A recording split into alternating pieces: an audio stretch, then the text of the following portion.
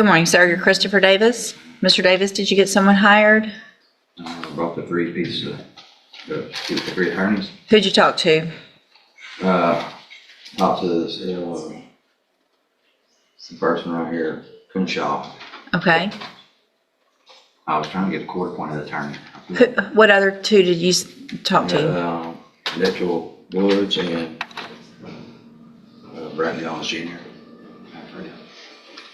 You actually talked to those people?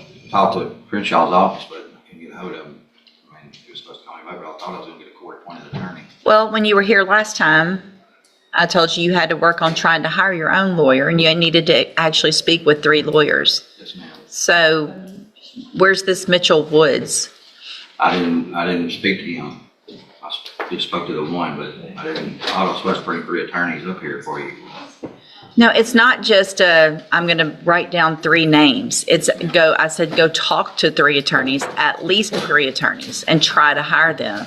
It's not just I'm going to give you 30 days and you come back and you write down some names, because Mitchell Woods is probably Clint Mitchell Woods, who is a judge down the hall. So you didn't talk to him as a lawyer.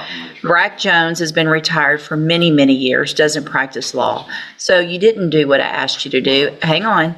All right, guys. Buckle up, because this courtroom moment sets the tone fast. The judge isn't buying excuses today. Watch how Christopher Davis claims he spoke to lawyers, but one is actually a judge and another is retired. This isn't just a mistake, it's complete disregard for a direct court order. The judge isn't amused, and she makes it clear. This isn't a game. You follow court orders or you go to jail. Simple as that. You didn't do what I asked you to do. And so the result of that is I could put you in jail for not following the court order. It's not just a game to go say I did what you told me to, because you didn't. I'm going to reset your case for 30 days. You need to try to hire a lawyer. If you don't hire one, you better start calling this week actual lawyers that practice law and make appointments and visit with them. All right? Because I've been here a long time. I know who the lawyers are around here, so you're not going to get one over me by just writing down some names. From serious to surreal, this moment is wild. A man walks into felony court wearing a shirt that says "World's Best Farter."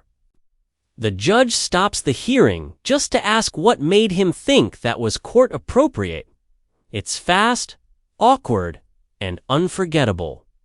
One look from the bench, and you know this guy just became a courtroom legend for all the wrong reasons. Sometimes, what you wear speaks louder than anything you say. World's best farter. That's great. No, it says, I can read it. I see what it says at the bottom. You're in felony court. You need to dress appropriately to felony court, and that's not appropriate. Did you get someone hired? I can't hear you. Okay. Okay, who else you talk to?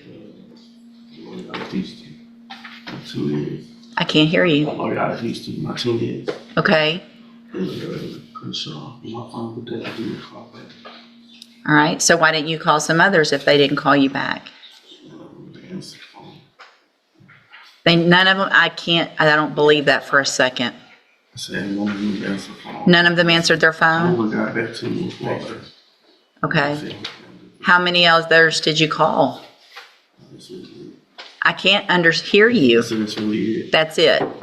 So you called 2 that didn't answer their phone, 1 that didn't call you back, and you didn't think to keep calling and talk to at least 3. You didn't try if you only did that. This isn't that hard. The point isn't, just like you just heard me tell the other guy, the point isn't to play a game and act like you call and write 3 names down. The point is to actually hire someone. And you can't actually hire someone unless you really try. I'm going to reset your case for 30 days. You need to get someone hired, or you need to actually talk to 3 lawyers. And if you have to call 20 to get that done, then call 20. Start this week. Don't wait till the week before court, because they are in court. These are just normal common sense things, right? All right, here we go again. Different defendant, same careless move. This guy also failed to speak with real attorneys, and the judge is done being nice. She makes it crystal clear. Writing names down isn't enough, you have to actually try. Her patience is gone, and the warning is loud. Keep playing games, and your bond will vanish. This is that rare moment where you feel the pressure builds on the law, closing in. If you don't do that, the next time your bond will be revoked and you'll go back to jail. Mr. Mack, your attorney's not going to be here this morning, but I need to talk to you about why you can't keep your drug patch on. Why can't you keep your drug patch on? Everybody that has a drug patch sleeps on it. All right? So this has been going on now for quite some time. I'm going to have you tested this morning. You've tested negative in court, but if you don't keep that drug patch on after today, if there's an issue and it doesn't get tested, I'm going to assume it's because it's positive. Your bond will be raised, there will be a warrant for your arrest, and you will go to jail. So you need to figure out, ask them what you need to do, but nobody has had as many issues as you with this drug patch. Do you understand? Have a seat in the jury box, we'll get you tested. So you tested negative. Do you have the patch on right now? Okay. I will return tomorrow. All right. I want you to go get it changed. I do not want it to look like that the next time you go in there. If you have to put something else around it, then that's what you need to do. Wrap it in an ace bandit. I don't care what you have to do. But that one's probably not going to be testable, just like the rest of them. Things get serious. This guy can't keep a drug patch on, and the judge has heard every excuse in the book. She's had it. She threatens immediate consequences. Next failed test, and his bond gets raised. No one else has caused this many issues with a simple condition. You can see it in her tone. This is the last chance. It's a powerful glimpse at how close some people push the line before it snaps. So this is your last option to have one that looks like that. Figure it out or your bond's going to be raised. Understand? Step in front of, you don't need to get reset, right? Stay in touch with Mr. Kimler, and then we'll see you back at your next court date. You're free to go. All right. Good morning, sir. How are you? Good. And you're Mason Crooks? And Mr. Crooks, you're on probation for theft of property, a third-degree felony. And I received an administrative hearing. So you've been charged with, it looks like another offense of assault, family violence maybe. But it looks like they're not pursuing that. Is that still the position? Are you working? Why aren't you working? The state of Texas took my driver's license away because I take seizure medicine. So do you not live anywhere where you could get to a job? Job applications out to the tire shop and drive a house to where I can work now. We haven't had a deal for about a month. Any web? It has, and you can ask Mr. Bro, it has been a problem.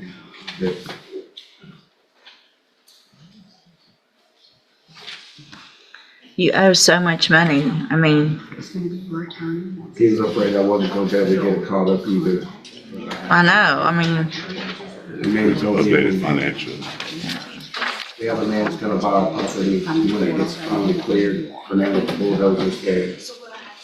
I think the thing of it is, Judge, is that Mr. Crooks, he's been on probation for 2.5 years, being courtesy supervisor over in Orange County, and he seems to be coming up with every excuse in the book. And Orange County is just at the point where they're just tired of dealing with it, and they're almost ready to return his case back to Jefferson County, based off of the offense. That is his uncle. right. And so we submitted an order of amended conditions, so, just. The no contact. I got that. Have there been any other issues since the no contact, since that was signed? So not since the no contact was signed. Had an issue with walking by the uncle's house, and the uncle called into the probation department over in Orange County, reporting him saying that, he's taunting or whatnot. And I advised Mr. Crooks to take another route instead of just going by there. How far apart do y'all live? So why would you have been walking by his house? I had to walk through the neighborhood to get to my direction of home. From Orange to Mauriceville? Yes, ma'am. I bet there's a number, Yeah, there's, any number of other ways that you can go if you're walking from Orange to Mauriceville instead of in front of your uncle's house, who we're having all these issues with. yes, ma'am. That's, Um, do you I understand? made a mistake. Well, but you keep making mistakes, and your mistake's going to cost you potentially 2 to 10 years in prison, because this is going to be the last time we're in court talking about this, all right? One more call about you walking by a house, showing up somewhere where they are, sending a message, whatever it is, however it is, then you're going to be back in here, and I'm going to ask your probation officer to file an MTRP. If you're not paying the money and we're not getting the victim of this paid back, then you might as well be sitting in prison. So it's time for you to get busy. You've been on probation for 2.5 years, and from this point forward, it is not going to go like it has been. There's not going to be an excuse for everything. Figure it out. Walk, get a bicycle, get a job, and start making payments. I don't care where you're working. Get a job. Figure it out. Thank you. Make a budget. I want that done quickly. I want you to have a job quickly, and I want you to start making payments, because what happens is if you don't start doing everything you're supposed to, Orange is going to send your case back to Jefferson County. If they do that, 2 options. 1, a motion to revoke your probation because you can't do what you're supposed to do over there. 2, you're going to have to come over here and report and do everything in Jefferson County. So if transportation and all of that's an issue with just getting around locally. And now, the final showdown. Mason Crooks is drowning in excuses from not working to violating no contact rules. The judge hits him with reality. Probation isn't a pass, it's a responsibility. If Orange County drops him, Jefferson County will take over, and they won't be forgiving. She gives it to him straight. One more slip-up, and it's prison. No more chances. This is the kind of courtroom moment you don't forget. Like the video, subscribe to the channel, and we'll see you in the next one. It's going to be a big issue if you have to come back here. I understand. Thank you. All right, this is it. You're on 0 tolerance at this point. Get it all taken care of, or you're going to be right back in here. Yes, ma'am. All right, thank you. Thank you, sir. Thank you, Mr.